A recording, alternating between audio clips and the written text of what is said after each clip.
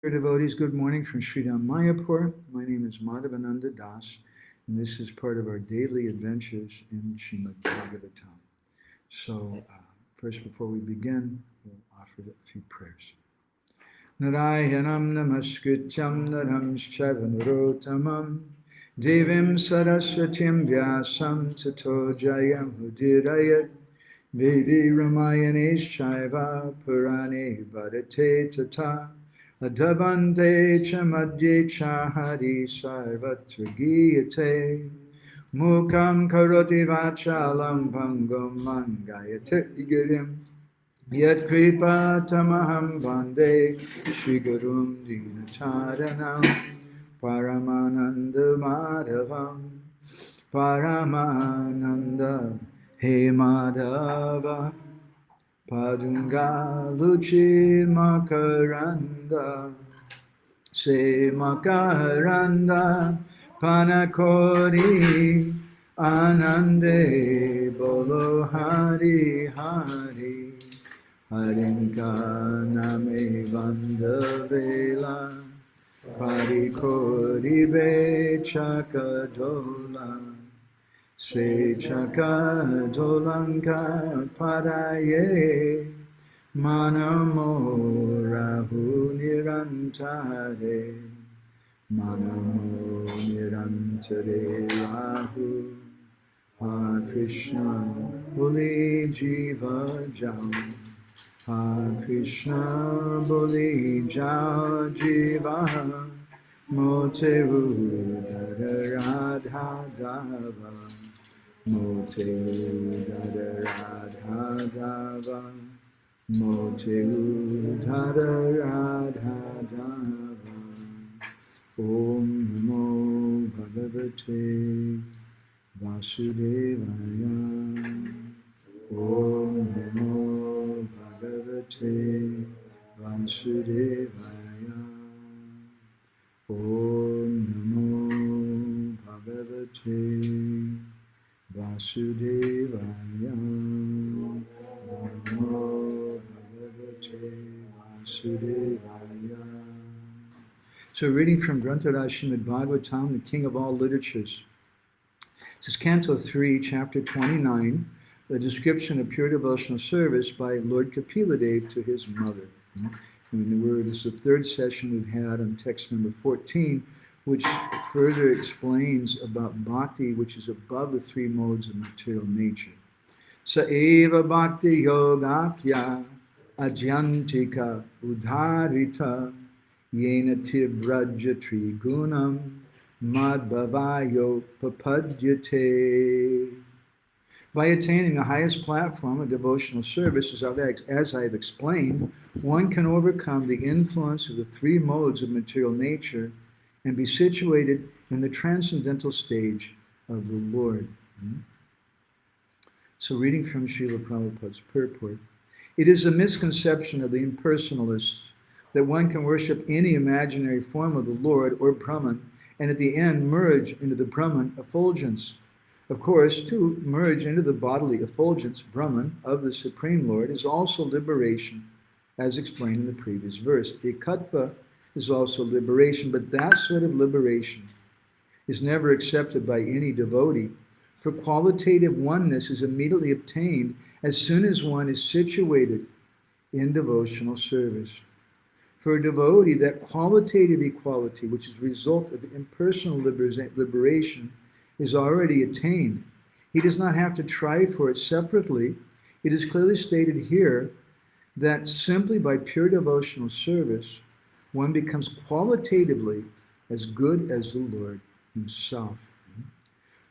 Gora draganya gana gota goloruhadam Goranga gudatama gopyara kopa briksham Gopala Gada Ratidam Yati Singha Gora Govinda Deshi Kavaram Satatam Namami Vansha Kopatarubhyascha Kripa Sindhubhya Eva Cha Patitanam Pavanebhyo Vaishnavebhyo Namo Jai Shri Krishna Chaitanya Prabhu Nityananda, Shri Advaita Gadadhar, Shiva Sari Gaura Bhakta, Hare Krishna, Krishna Krishna, Hare Hare, Hare Rama, Rama Rama, Hare Hare.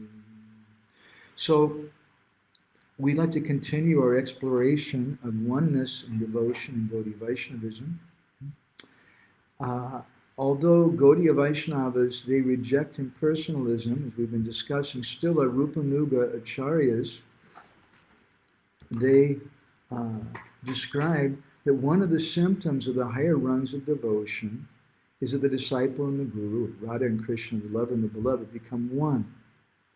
And although it may sound similar to this ācātva that Srila Prabhupada is speaking about in the purport, this particular oneness is fundamentally different from the oneness sought after by the followers of Sripad Shankaracharya. So in this session today, we're going to further focus on the oneness of Radha and Krishna and the implications of that oneness regarding sectarianism. So, looking back again at the verse, Lord Kapila Devi says, Sa, meaning this, Sa eva bhakti yoga kya. By this bhakti yoga, atyantika udarita. One can come to this atyantika platform, this topmost platform, which is yenativ raja trigunam. It's beyond the modes of material nature, and it's madbhavayo papadyate. One comes to the transcendental stage of oneness with the Lord in the sense, as Prabhupada says in the purport, qualitative oneness, which is immediately attained as soon as one is situated in devotional service. And this is a very, very important topic. We spoke in our last couple sessions mostly about Vishrambena Guru Seva and how the disciple becomes one with Guru, and how important this is. And we spoke something about the story of Miniketan Ramdas. We also spoke about the story of Jagai and Madai, who Sri Chaitanya Mahaprabhu told the devotees, don't doubt. Now they're devotees, and you should treat them as saints, because as Sanatana Goswami described, Rupa Namashrita Vishta, the holy name enters into the body of that devotee, the form of the Lord enters into the body of that devotee. And as Srila Bhaktisiddhanta says then, the individual soul is a separable constituent of the Guru. And he comes to that platform through following the Nam Bhajan and through repeating the Krishna Katha that he's received from the Lord. But sometimes devotees don't appreciate that. And so we cited this example of Jagai and Madai, who didn't look like the greatest personalities, and maybe you would give more respect probably to Advaita Acharya or Srivas Thakur or Nityananda Prabhu than you would to Jagai and Madai. But Chaitanya Mahaprabhu said, don't think that there's some mundane persons because previously they were coming from a bad platform. Sometimes people, they have doubts about the Vaishnavas. Somebody may say, Madhavananda, look, this guy is so proud. He's live streaming on Facebook so many times. And it's a fact, it's a very dangerous thing. But my spiritual master personally instructed me on 2 or 3 occasions, at least 3 I can think of, that you have no choice, you must speak on Krishna, you must speak Krishna Katha. And he told us that if you don't do any other sadhana, every day you have to have this Bhagavatam Katha. But he also told me, you just repeat what you've heard and don't think that it belongs to you. And he told us that the disciple just repeats what he's heard from the Guru. And that kirtan of the disciple is another name for shravan, or hearing, because we're not a qualified person. So dear devotees, please don't be upset with us and think, oh, what is he doing? Sometimes people do become upset with devotees. How can he say that? How can he do this service or that service? Who is he? I only want to hear from someone like Srila Prabhupada. But the disciple has an instruction. And by that instruction, as we hear in the Bhagavatam, when Krishna instructed Lord Brahma to do tapasya, and to create the universe. Srila Prabhupada comments that within that instruction came all the empowerment to do it. And so Lord Brahma, this is Vishrambhena Guru Seva. He became non-different from his guru, who in this case was the Supreme Personality of Godhead. And he was able to do this service. Krishna tells Arjuna in the Gita, Nimitta matram bhavasavi sachim, that you become one with me, you become my instrument. And so as we heard in the story of Maniket Ramdas, don't disrespect that person. If they have that order of their guru, it doesn't mean that we have to give the same respect to that disciple that we do to the guru. It doesn't mean that we accept that all the disciples of Srila Prabhupada are just like Srila Prabhupada. Sometimes devotees very sentimentally think like that, and it causes problems in the society. We should be more refined, more subtle in our knowledge and our behavior, our social behavior. We respect them because they're initiated by Prabhupada. And Prabhupada's entered into their heart to some extent or another. I give so much respect to that. And we gave the example, I think yesterday, of Satsvarup Maharaj. I'd like to give another example today before we begin with our main topic, which is about the oneness of Radha and Krishna. But just to look back a little bit further and understand about how important it is for the disciple to come close to the guru. And what happens when that disciple comes close to the guru, when they understand the mood of the guru. Again, this is from the life of Ramanujacharya. On one occasion, Ramanuja had some desire to go to the Tirtha, Sri Saila. And so he set off from Sri Rangam, accompanied by his disciples. They were doing kirtan on the way. And at the end of the first day of their journey, they stopped for the night. And then they were going to continue walking. And Ramanuja realized that, oh, I have so many disciples with me. I have this big entourage. Everybody's going to be hungry. So he sent a couple of his disciples ahead to inform one of his wealthy Grihastha disciples, whose name was Yagesh, that you tell Yagesh that Guru Maharaj and his disciples are coming. Now, in that village also was another devotee named Vardacharya, who was very, very poor. When those two disciples who carried this news to Yagesh, Yagesh became completely ecstatic. And he started jumping up and down and crying in happiness. And he was so absorbed, I have to make some arrangements. Gurudev is coming with his disciples. But he neglected to even offer a cup of water to those two very tired messengers. He didn't offer them a seat. He didn't offer them any water, any food, and any sweet words, because he was so absorbed in thinking of his Gurudev. But those two devotees felt a little sad, and they went back to Ramanuja, and Ramanuja gave him the news that Guru Maharaj, yes, we carried on the message to Yagesh, and then Ramanuja asked them, how did Yagesh receive you?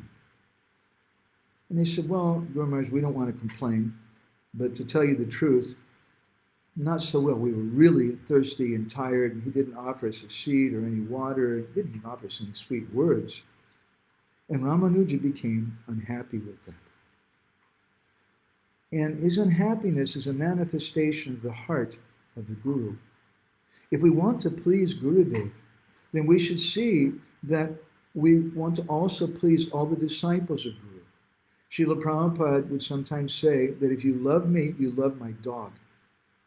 So I don't accept that it's really respect to Srila Prabhupada, that we may jump up and down in kirtan and say Jai Srila Prabhupada, but we have no appreciation for Srila Prabhupada's disciples. If we want to respect the Guru, we respect the disciples also. And Ramanuja was unhappy with the behavior of Yagesh, that he'd not shown proper Vaishnava etiquette to his godbrothers when they came. And so he decided that unannounced, he would go to the house of this very poor disciple, Vardacharya. He was such a poor man, he didn't have anything in his house. And that particular day, he was gone. He'd gone out to beg alms, and he was going to return around noon. his wife, Lakshmi Devi, was there all alone. And all of a sudden, Guru Maharaj shows up in this big party of devotees. And Lakshmi Devi becomes overwhelmed. And immediately she offered obeisances and offered some seed to them and please have some water to drink and let me take some water to wash your feet. I'm a lady, I can't wash your feet, but nearby there's a lake where you can take a bath and you relax. And in the meantime, I'm going to cook something to offer to the Lord and I'll give you the prasadam. But Lakshmi Devi was a little nervous. Because in her house, there was no mice living because there wasn't enough food for them. There wasn't one single grain of rice. And so Lakshmi Devi was in great anxiety. What am I going to do? How can I serve Gurudev? Krishna in the Gita, he says that for someone who is always thinking about me with devotion, then dadami buddhi yogam tam yinamamupayantiti, I give them intelligence how to come to me. And so Krishna, understanding that she wanted to please her Gurudev, gave her intelligence, an intelligence which may sound a little unusual. You see, in that village, there was a wealthy businessman who was a lusty fellow, and he was always making very inappropriate offers to Lakshmi Devi, who was extremely beautiful. And sometimes he would offer her some money and jewels, but she wouldn't even speak to that fellow. She wouldn't even look at him. But now she thought, maybe this is the answer to my problem. Because service to Guru transcends everything else. So she decided, I'm going to surrender myself to this man in return for whatever is required to serve my guests, to serve my Guru. And so she slipped out the back door of her house. She ran very quickly to the house of this businessman. And she told him, she said, look, tonight I'll come, I'll fulfill all your desires. But right now, my Gurudev and many of my godbrothers have come as his guests. So please, you send to our house without any delay all the different foodstuffs and things that are necessary to properly receive them. That merchant was very happy to hear that. he was thinking this chaste lady's never going to be allured by the things I was offering. So then he quickly made some arrangement for the most opulent foodstuffs, first-class ghee and paneer and different things to be sent to the house. And so in the meantime, Lakshmi Devi, she started preparing all these wonderful preparations, and the fragrance was coming, and all the disciples and Ramanuja was thinking, this is a wonderful thing. How is it this poor man, this poor man's house are able to cook such nice things? And so they're taking the prasadam, and they're praising Lakshmi Devi. This is such first-class prasadam. And just around that time, her husband, Vardacharya, returned home. And he saw, Guru Maharaj is here. And I didn't even know you were coming. Oh my God, this is so wonderful. And then he thought, oh my, how can we? And then he saw everybody's eating such nice prasadam. Huh? How is it possible? So he called Lakshmi Devi off to the side. My dear wife, how did you cook all these preparations? What happened? And Lakshmi Devi, she bowed her head in shame. And she told her husband about the bargain, the deal that she'd made with this merchant. When he heard those words, that very Pakka Vedic devotee, Vardacharya, began to jump up and down in ecstasy. And he started calling out, I'm blessed, I'm blessed. I have a first-class wife. You're the best wife.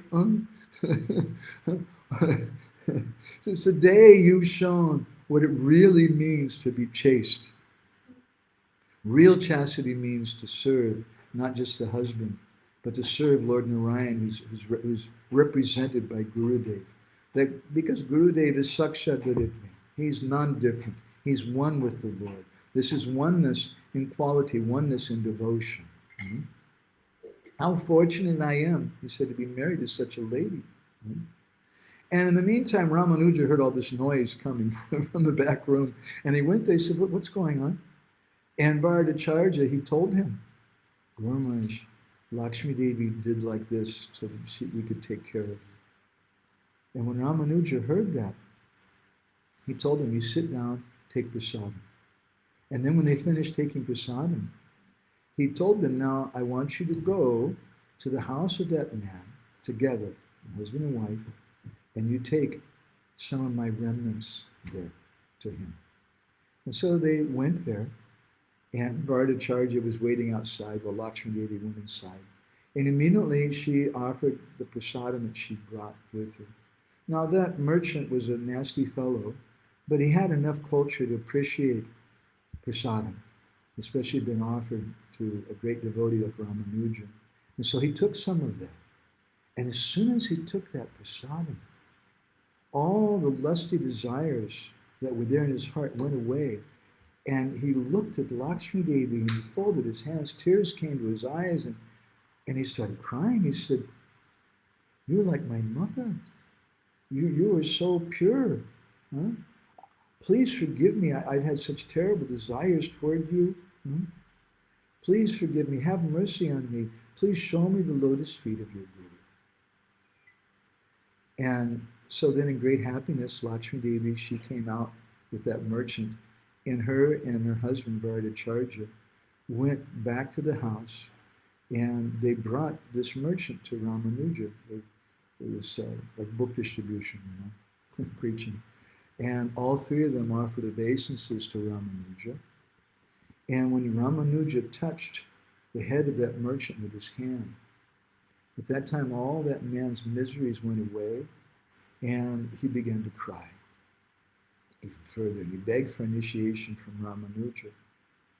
And so then Ramanuja, he told that merchant, he said, "Okay, I'll accept you as my disciple, but I want you to help this couple. They're so poor. Vardacharya and Lakshmi Devi, they're so poor. You should give them some large sum of money." And when he heard that, Vardacharya spoke up. You might say, "The Guru's prasadam from Guru Maharaj. Guru Maharaj sent me the money. It's very, very good." But when Vardacharya heard that, he said, "No. Guru Maharaj, please don't do this." He said, "We're happy. Our life is simple. We have everything that's needed. If we get all this money, then we're going to want to have a bigger house. We're going to want to have some AC. We're going to people are going to start wanting to come and borrow money from us. People are going to want to steal things from us. Our life is happy. Right now we're focused on service to you. We're focused on our bhajan. Please don't order me to become a wealthy man." And Ramanuja became very, very happy hearing that. He embraced Vardacharya. And he said, "You are a real disciple. You understand the heart of your Gurudev." At that time, Yagesh, who was Ramanuja's wealthy disciple who made this big mistake, he heard that Guru Maharaj had arrived, but he didn't come to his house. So what's going on? And then he heard he went to the house of Vardacharya. Vardacharya doesn't have anything. So he went running there. And then he fell down at the feet of Ramanuja, realizing I must have done some big offense. And Ramanuja raised him up. He said, "Why are you unhappy? Is it because I didn't come to your house? The reason I didn't go there is because you did some aparad to these two very exalted Vaishnavas who came there. You thought, these are just my god brothers. Why should I give respect to my god brothers? I want to give respect to Gurudev. But you should understand that those persons are my representative. And I'm pleased by proper respect being shown to them." And so then Yagesh began to cry, "Guru Maharaj, I'm so sorry. This thoughtless behavior came to me not because of pride of my wealth, but it was just because I was so excited to be able to serve you." And Ramanuja told him, "It's okay, don't worry. We'll come back to your house later. We'll become your guest later on." So think about this story. Such an amazing thing that this very chaste lady, Lakshmi Devi, was so beautiful. She went to offer her body to this lusty man in service to her Guru. Now, someone may find fault with her. They may say, "Well, anyway, it's nice the story worked out the way it did, but that's not proper Vedic Dharma. Excuse me, that's really terrible." But they don't understand the principle which Lord Kapila Dev is speaking about in this verse, this principle of Adyantika. When someone comes to the topmost platform of Mat Bhavaya, where they They become on this transcendental stage. This is Vishrambena Guru Seva. They understood the heart of their Guru. Lakshmi Devi, in her case, she understood the heart of her husband. And she had no hesitation to do this thing, understanding in her heart that my husband will be very pleased with this. Now, we're not recommending that someone imitate this kind of behavior. Imitation is rejected, is condemned. But we should understand the essence of it. We should be saragrahi, not bharavahi. Oh, it's okay, the story is very nice, and to make some extra money, I'll go and talk to the guy next door who's like very lusty, and this. Don't think like that. I remember one temple in the 80s where some of the ladies, they were collecting money, and Hare Krishna, they found some ways to make extra money for their collection. And I don't want to say anything further about it than that. It wasn't such a transcendental thing, and it wasn't good for them. It wasn't good for our society. We shouldn't imitate. And this is the point. The point is that when someone comes so close to Gurudev, we can't imitate them, we can't understand them, but we should respect them. And we shouldn't think ourselves as their judge. So I'd like to speak a little something in this regard, just briefly, about a very high topic, about how Radha and Krishna are one. Srila Jiva Goswami describes in his Yugalastakam, a wonderful prayer that we were quoting some the other day. I'd like to read you a few of the verses. Krishna prema moyi Radha, Radha prema moyi Hari, Jiva neni dani nicham, Radha Krishna gatir mama. He says that Krishna prema moyi Radha. The Krishna, all that Krishna is, he's made out of pure love for Radharani. And Radha prema moyi Hari. Radharani is just made out of love for Krishna. He says that jivane nidani nityam. In life or in death, jivane, life, nidane, in death, nityam, always, Radha Krishna gatir mama.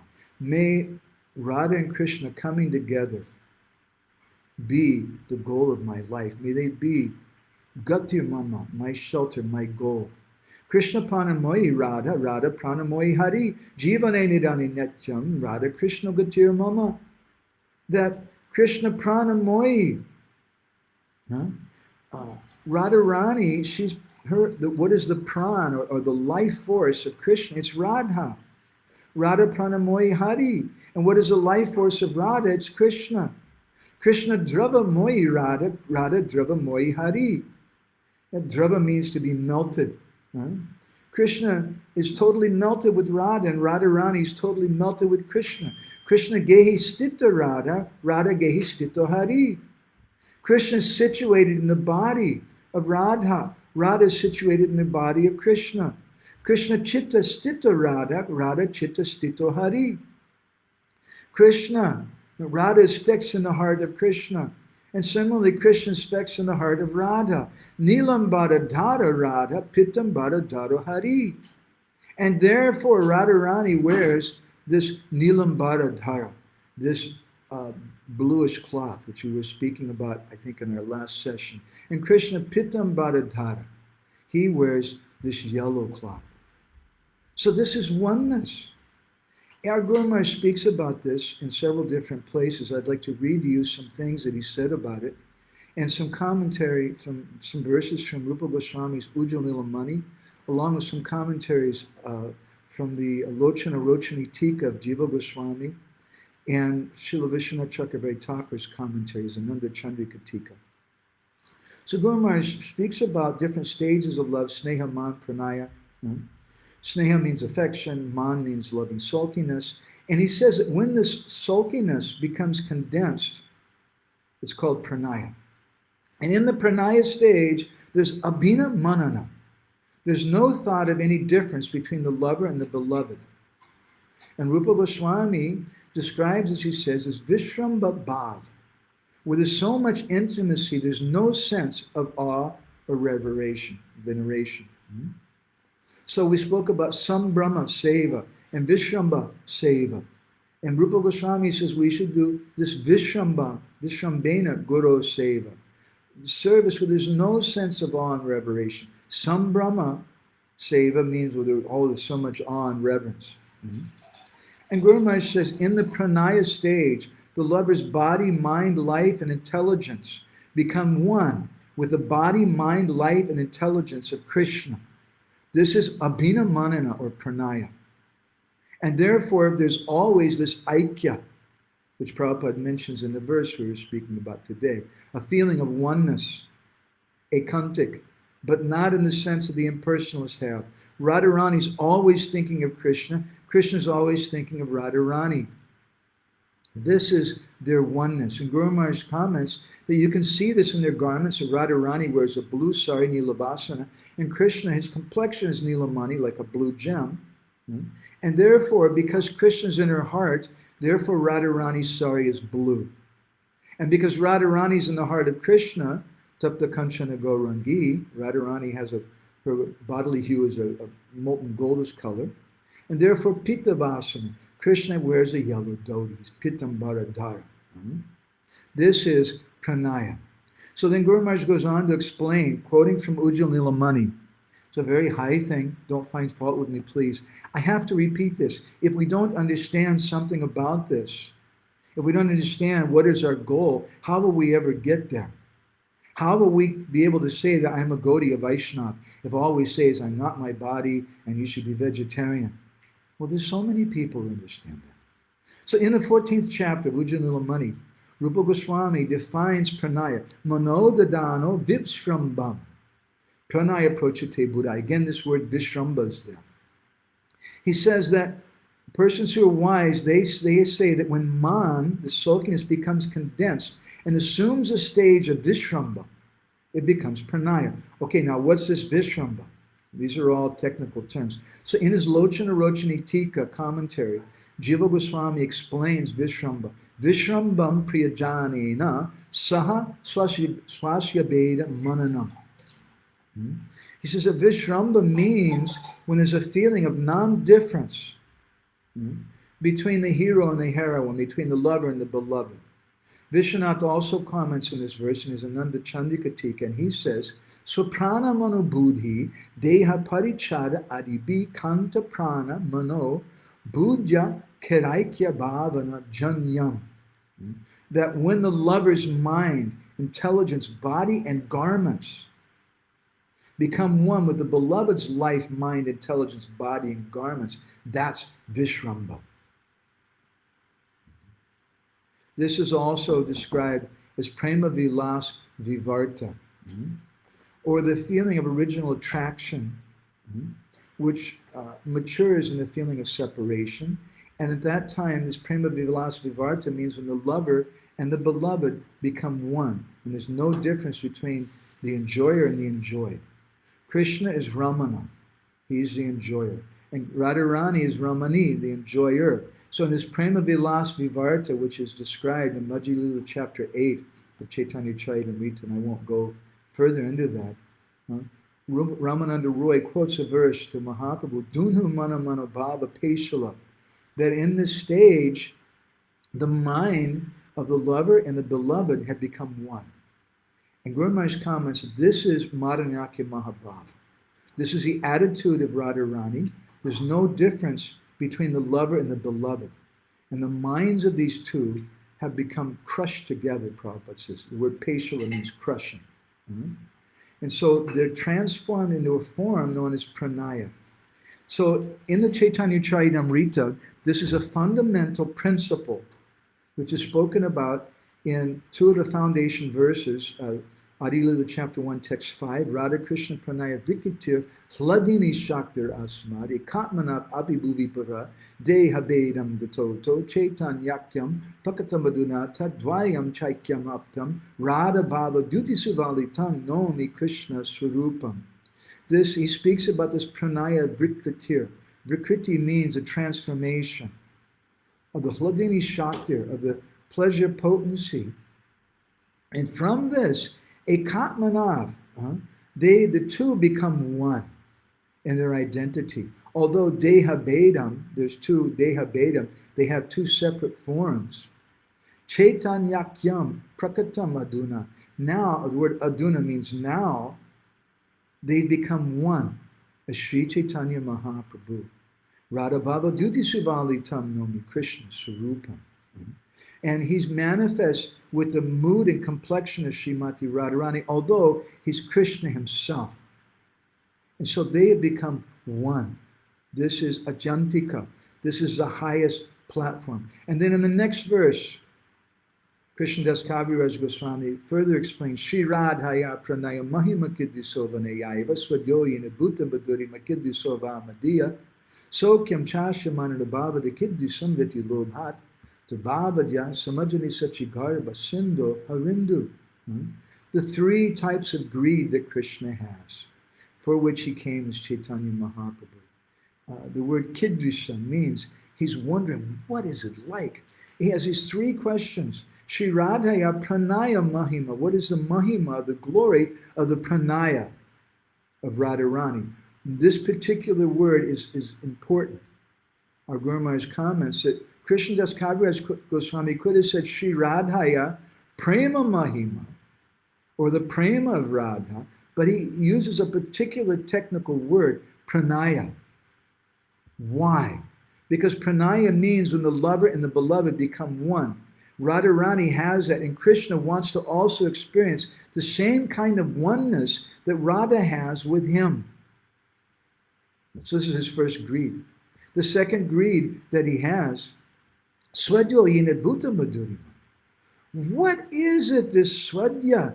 What is it that Radharani, and what is it that Aswadya, she's relishing? What is this taste she's getting?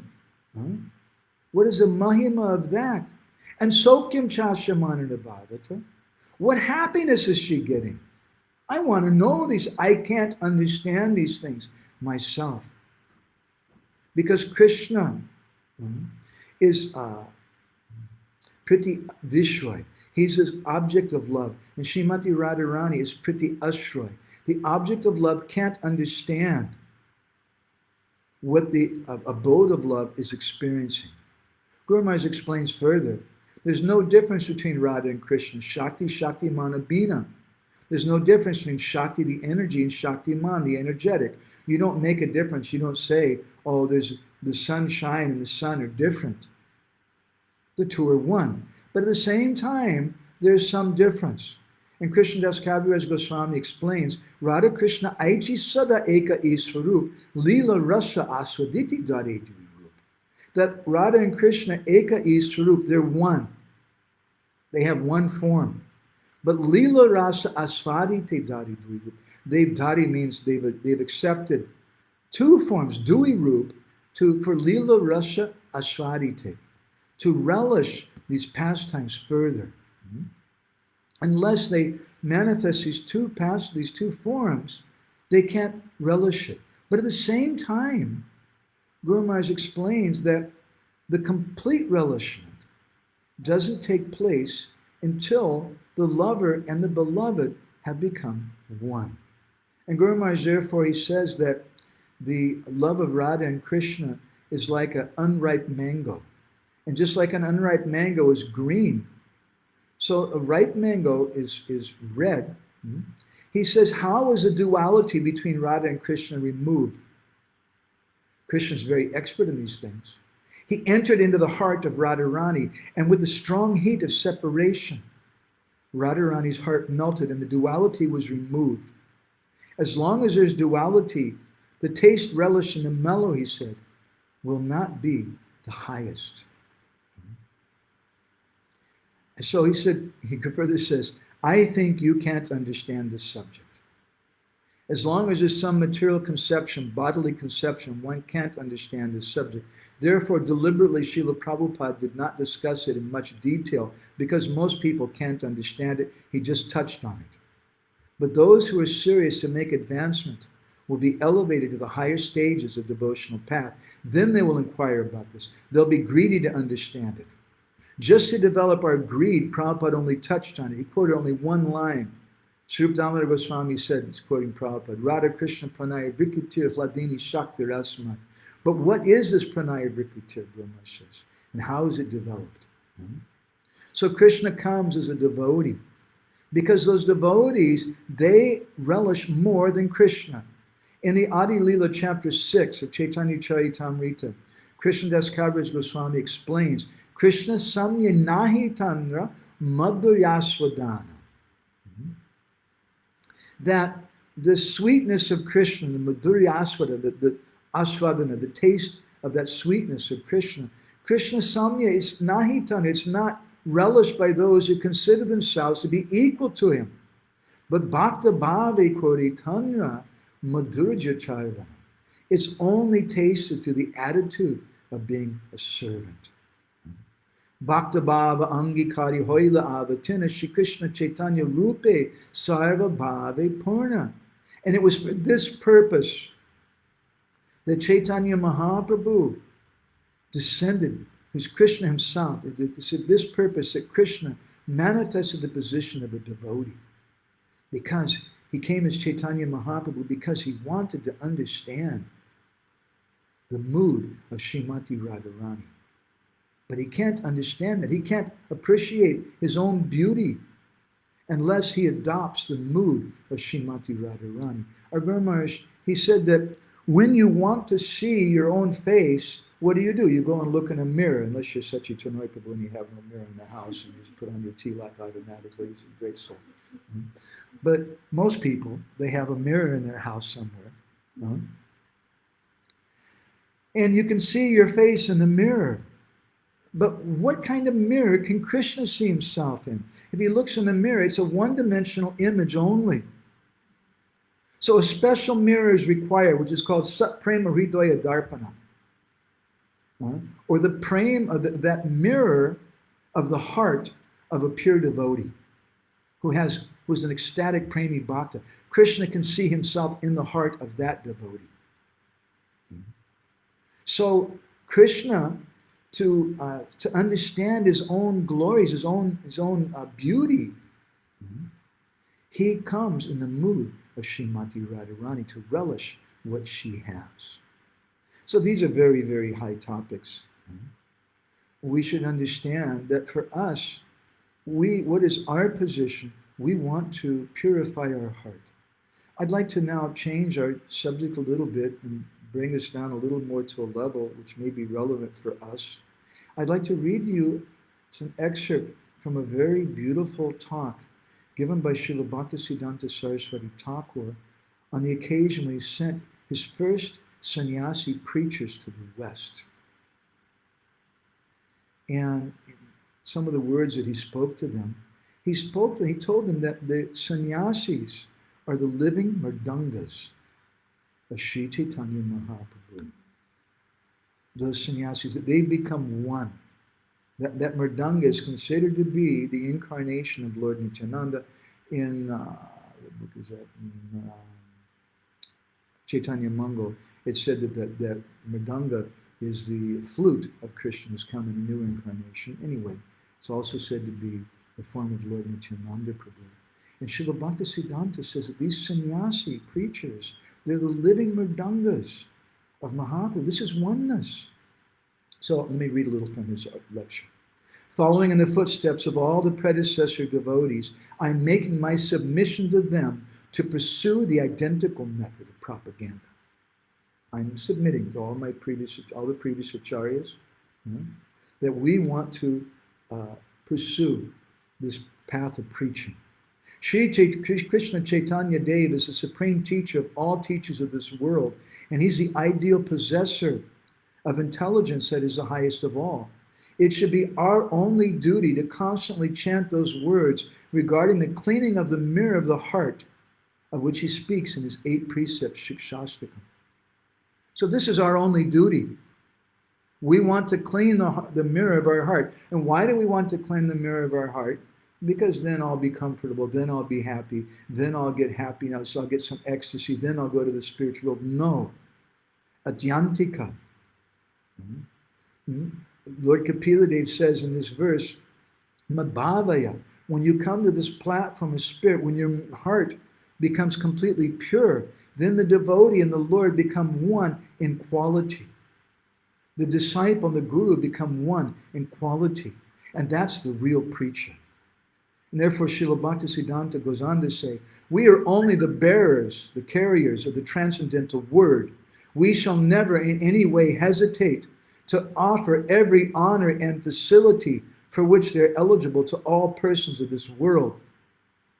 That honor and facility that we offer according to the person's eligibility, which means how one they are with the Lord, how much they're chanting the holy name, how one they are, what are they taking shelter of? There's a crisis going on. Are you running around looking, who did this? Whose fault is this? Or are you taking shelter of Krishna?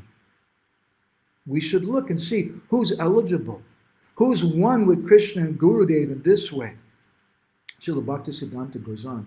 We must pray to all for the boon of an aptitude for the service of Krishna.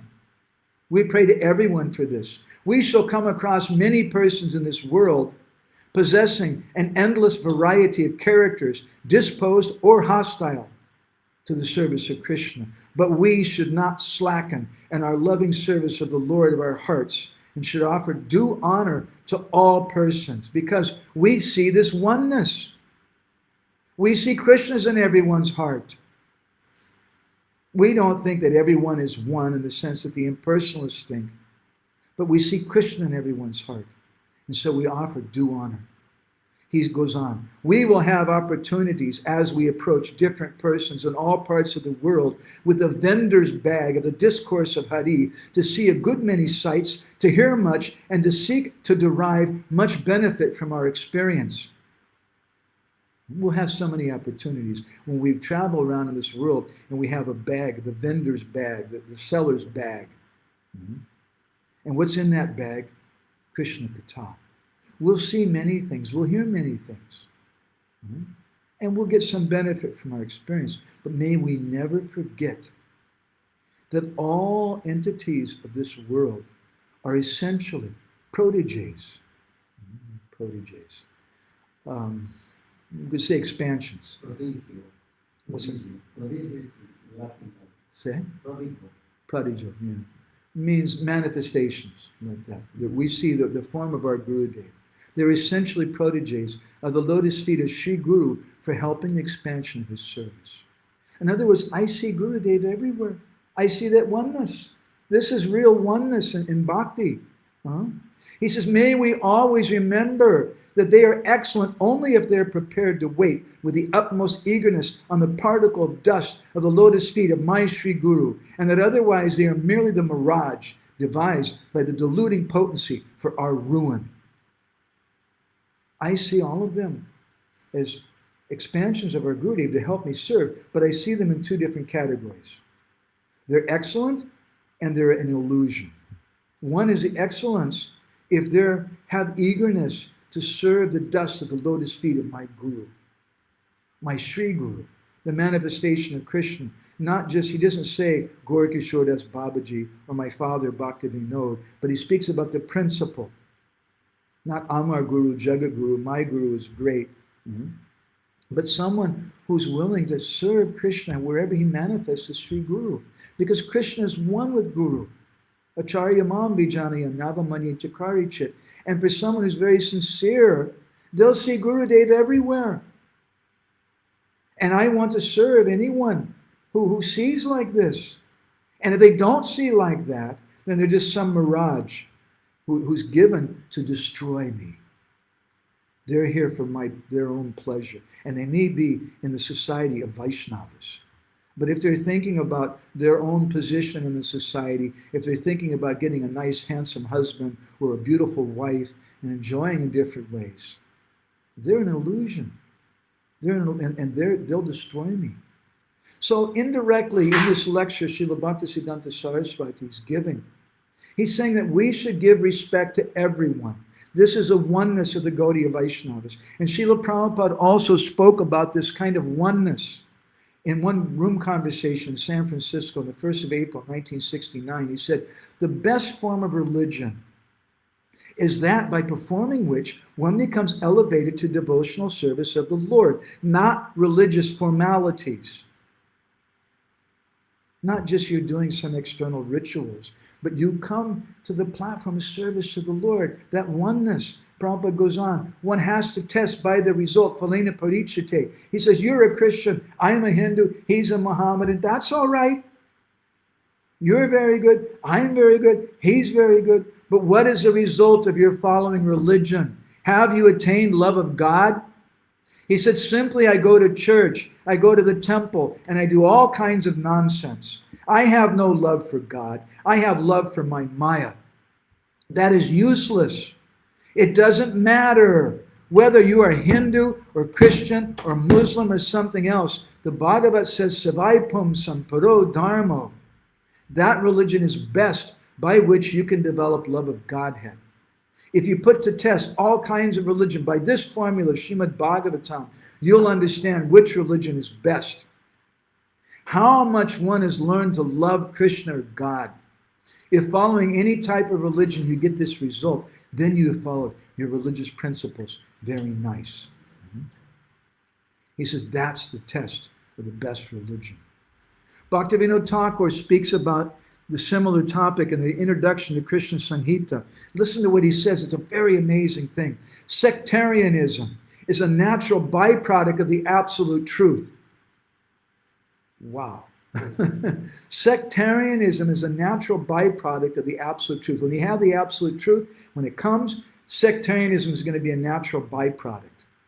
He says, when ācāryas first ascertain and instruct the truth, it's not polluted with sectarianism, but the rules and regulations that are received through disciplic succession regarding the goal and the method of achieving it are changed in due course of time according to the mentality and locale of the people.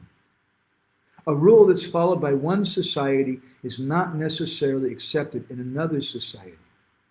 Srila Prabhupada gave different instructions to different devotees. Our Guru Maharaj gave different instructions to different devotees.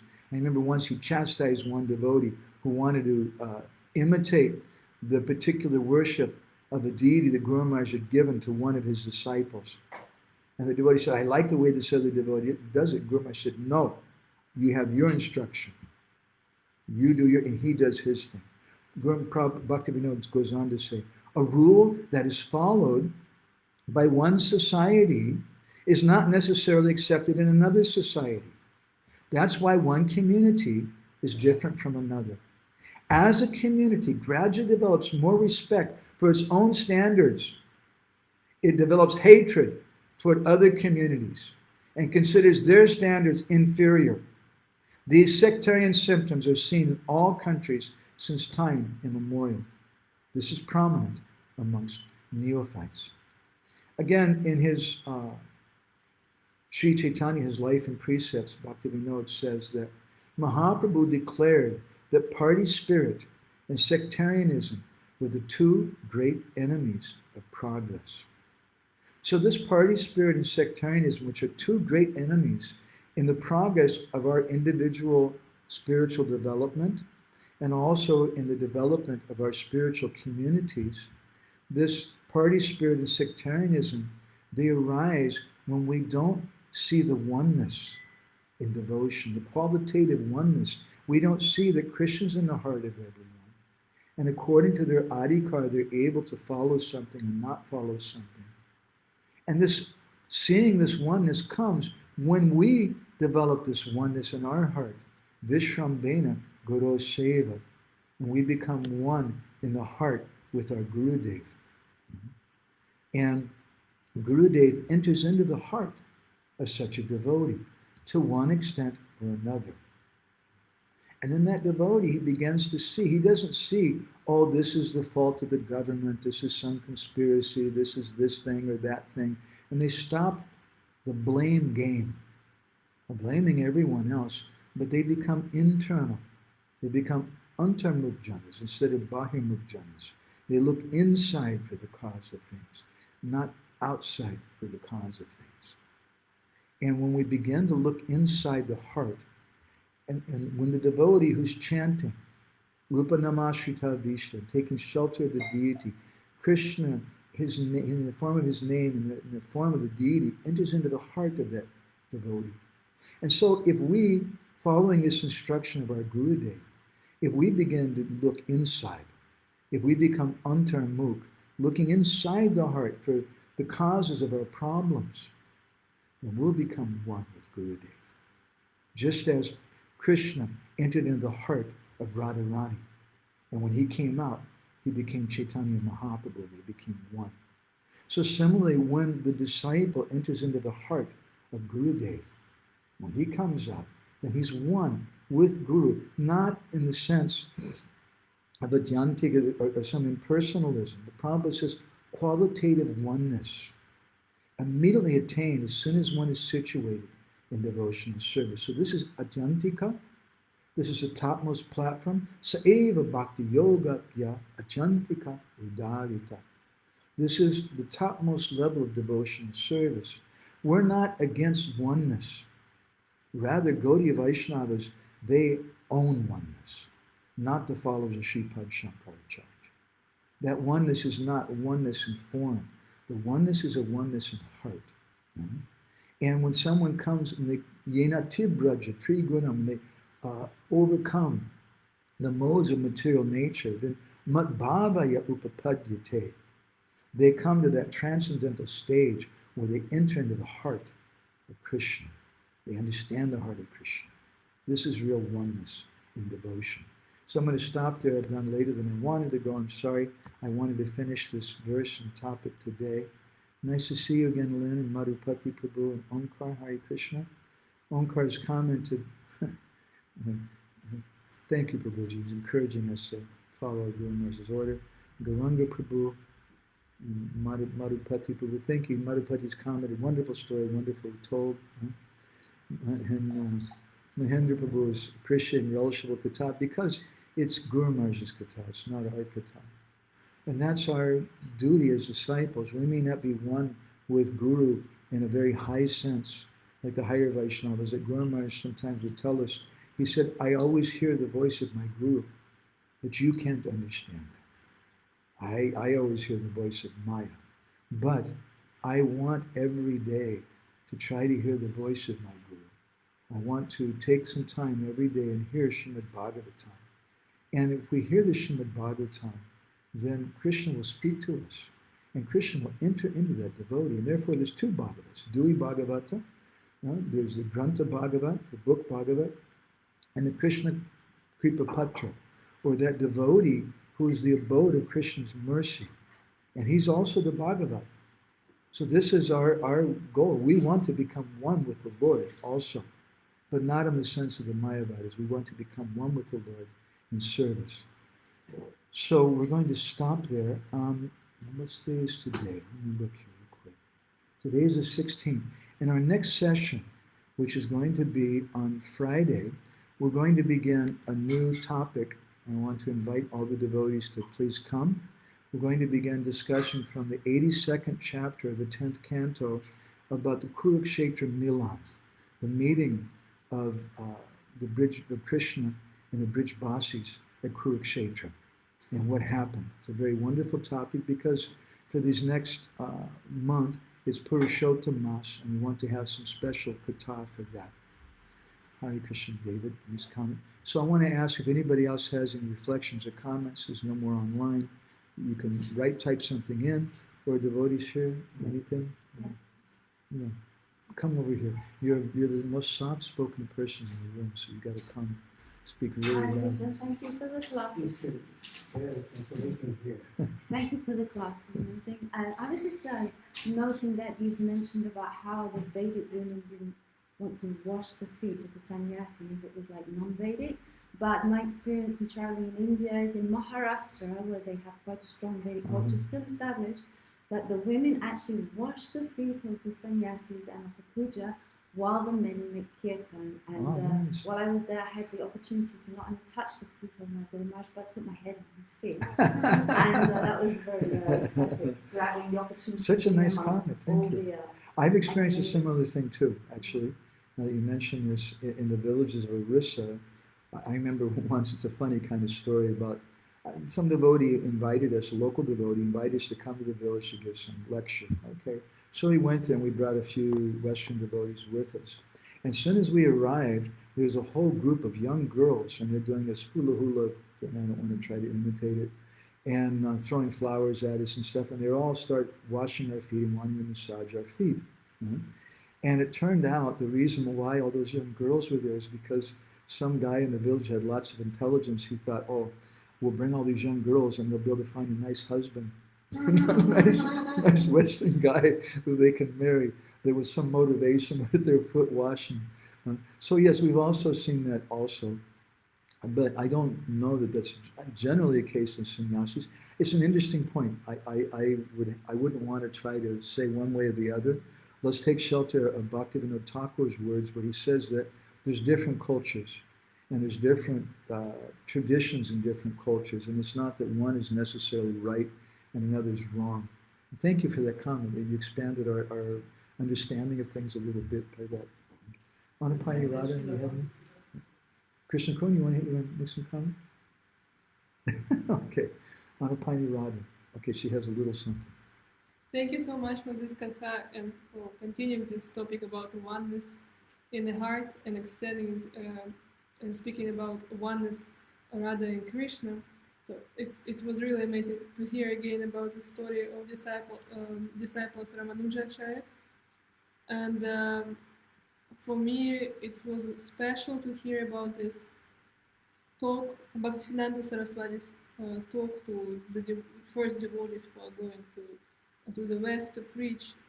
You printed it in Krishna Consciousness Bindu about Mahaprabhu's secrets of his sannyas.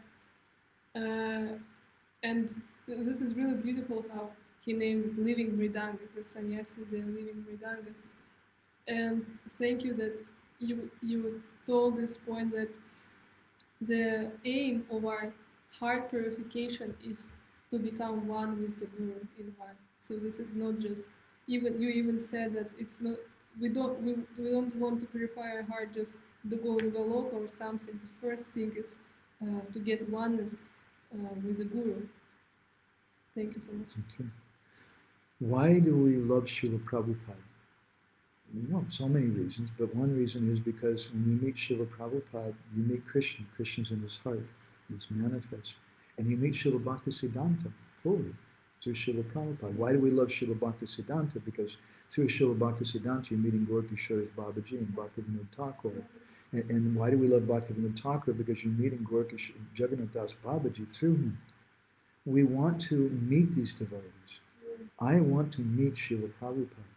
And our tradition of doing that is not just a physical one, but our tradition of that meeting is a meeting in the heart. Onkar Prabhu has commented, question, how do we understand the heart of our Gurudev when we have no association with Gurudev? Well, the answer I have for that may not be very palatable. If we don't have association with Gurudev, how can we understand his heart? The answer is we can't. So we have to associate with Gurudev. But how do we associate with Gurudev? That physical association is important, as we mentioned. Jiva Goswami speaks about that in Bhakti Sandarbha.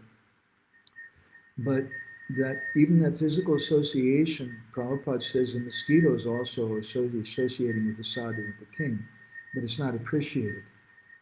So that association means that we become one in the heart. We become one in the heart by following the bhajan pranali of our Gurudev.